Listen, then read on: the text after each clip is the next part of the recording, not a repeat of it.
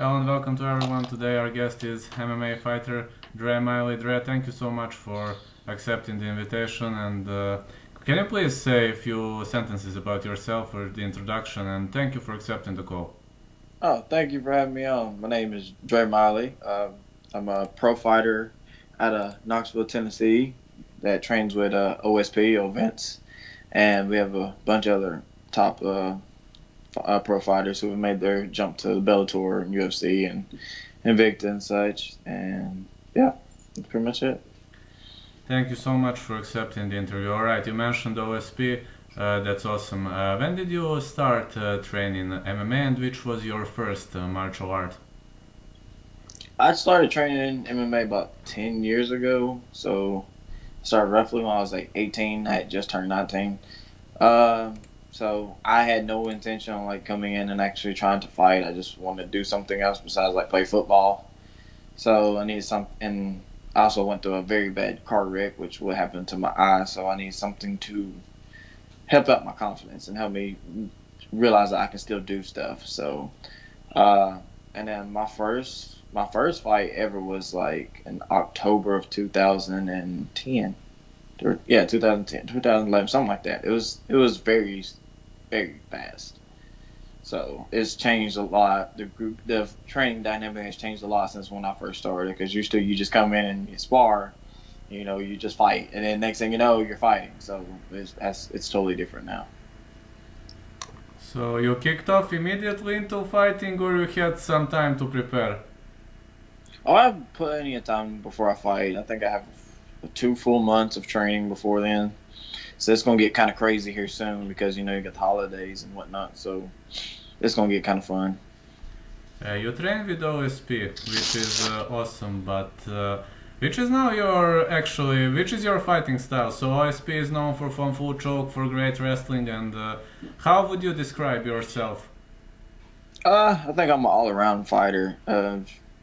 I do like striking. I'm getting more comfortable with striking, but I do believe that my home is wrestling. Can, like I tell people, that I can talk wrestler better than I can talk, jiu-jitsu.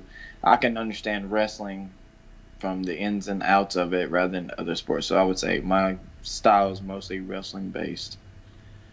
According to you, there are three parameters that are important for the MMA. According to you, which one is the most important? Is it striking? Is it wrestling? Or it's ground game? Uh, it's more of every. I mean, there's no one that's like more is more important than the other. I mean, you got to have all of them if you want to be really good. So I really can't say, oh, well, this one's the superior one because there's really not a superior one. You really need all of it together, and that's whenever you can become really great. Do you have a nickname, or you're still Dre Miley?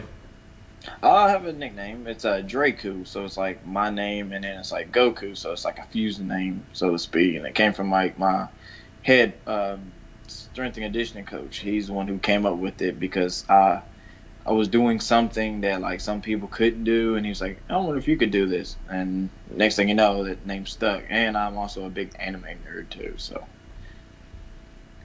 How many amateur fights did you have? on record, that they count as two. I've had six. Nah, so yeah, I've had about six amateur fights. So the few of them have not been counted because they were unsanctioned, and then yeah, so technically I've had like at least 2 or 3 amateur fights before I turned pro. What is the greatest difference, according to you, between amateur and pro fight?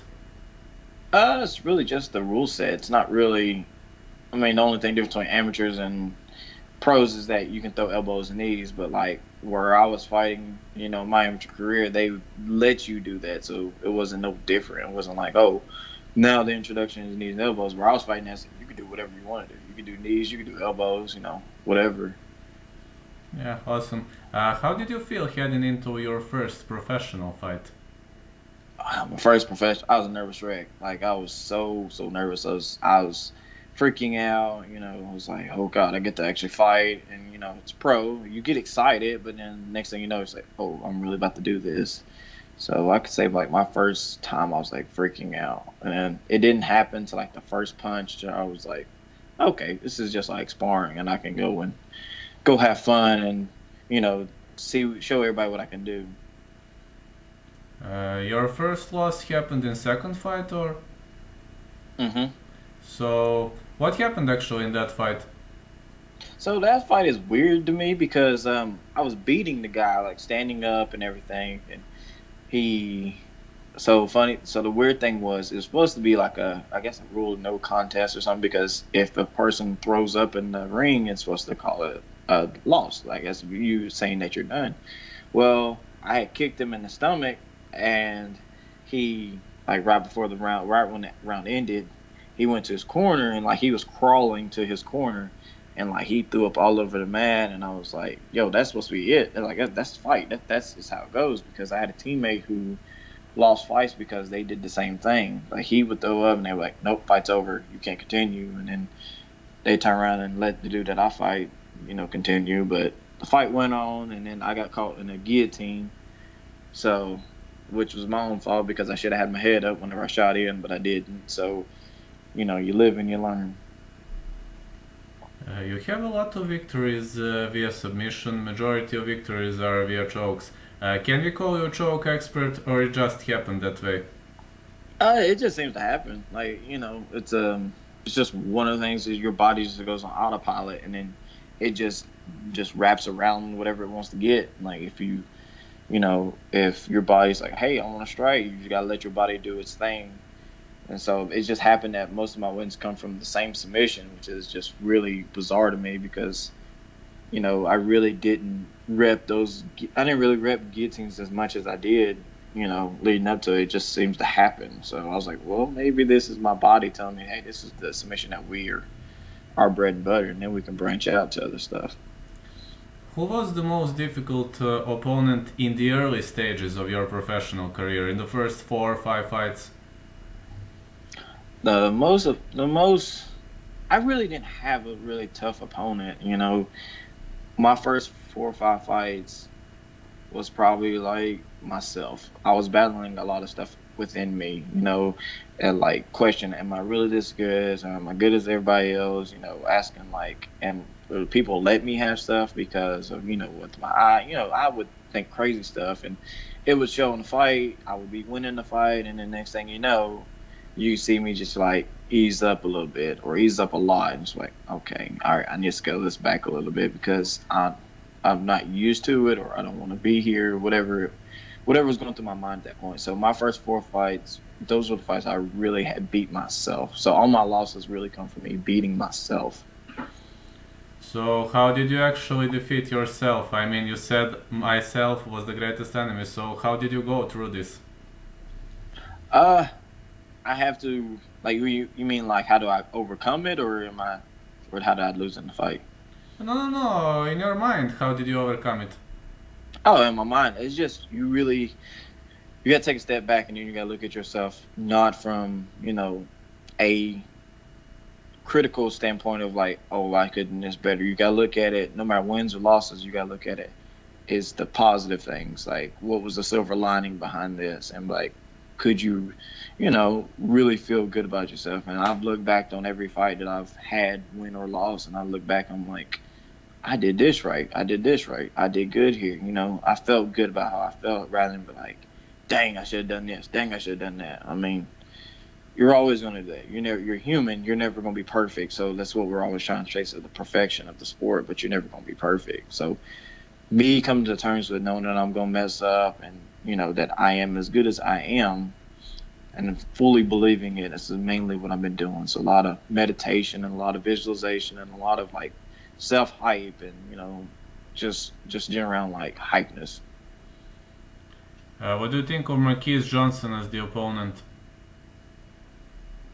Yeah. What about as Marquis my opponent? Yes, yes. What do you think about him as an opponent? You fought him? He's fun. He was a very scrappy dude. Like I didn't really know much about him because he was a stand-in. So he, when my original opponent canceled on me, he was like, "I'll take the fight," and I didn't really know too much about him, but I was like, "I'm just gonna play my game and then not worry about it." But he is a very interesting person to fight with. He moves a lot. I think he's one of the few dudes who move faster than me, and actually can match that intensity with me. So he was one of those dudes that kept the motor going. What do you think of Valor as a promotion? Your current Oh, promotion? I love Valor. I have nothing but good praises. Valor's been the sole promotion of like willing to give me chances and help me project myself forward in my career. They they go above and beyond for their fighters. So whoever wants to get on Valor, just all the hospitality and the professionalism that they have, they'll give it to you no matter if you're a debuter or you're a seasoned vet. Whatever your story is, they're going to give you a shot because they believe in the fighter. The fighters are going to sell the fights, and it's Valor. Valor's awesome. I love Valor. Excellent. You fought Jeremy Rogers on two occasions and you defeated him both times. So, how were fights with him? Were these fights hard? Were these, not much difficult? Or how did you feel heading into those fights? When you fight Jeremy, man, it's like you gotta be careful because Jeremy has no regard for anything. He has that defense be damned style. So he comes forward, he throws a lot of crazy stuff.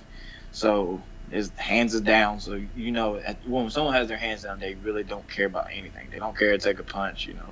So like that's one another fight. I was like, okay, I cannot get involved with this, even though I'm better than him on the feet. I have to take him down. I have to beat him up. That's just how my mind had to work for this. It's like I don't need to prove anything. I need to get him in and get him out. That's just really what it was. So he's a very those type of fighters are very dangerous. You shared the cage with Cody Durden, and knowing the name of Cody Durden, many people say that he is very, very tough, that he is very strong. Or what are your impressions on him? He's a skilled fighter. I will say that. It pains me to say it because me and him have bad blood towards each other.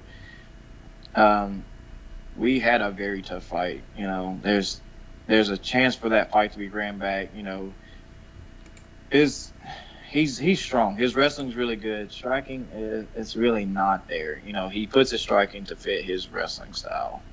You know, um, that's just really what it is. It's like our fight is like he tells everybody like that's his toughest fight. With me, it was his toughest fight because he had to work for everything that he got. And at one point, I came close to finishing him, and it's just really what it is. If you can outlast him that first round, and you can coach yourself, or not coach yourself, or you can pick up the pace with him, you can actually win that fight, which really kicks me because that's my thing. Like I can weather the storm the first round, and then that second and third round, yeah, it's like okay, I can actually put it on you. So he's a good fighter. It just sucks to lose to somebody like that when you know that you're better than them. What are your plans for the future? Do you have something locked in, or you're waiting for the next step? I actually am fighting in January for the title of Valor. So I'm fighting for the bantamweight. I was supposed to fight October 3rd, but my opponent couldn't make weight, so they gave me the shot because I did my point as a professional to make him weight. So me and this new guy we're fighting. So that's what we're working for January, and I beat him. Hopefully, UFC and Bellator or whoever is like, hey, we want you to come be on our show, come do this, come do Contender Series, or come be this person. So that's what I am gearing towards right now, is getting locked in. Well, I'm already locked in. I've been in fight camp for almost half a year, so I'm not fought since January. I was supposed to fight in May, but all I've been doing is just grinding this whole fight camp thing out. I'm really enjoying it. So, come January, we're fighting for the title. So it's gonna be an intriguing fight for sure. Would you like to greet someone? Did we miss to say something about your career? Sure. About my career as a whole, Yeah, yeah. uh, I think that my career right now is getting to the point where it's cranking up.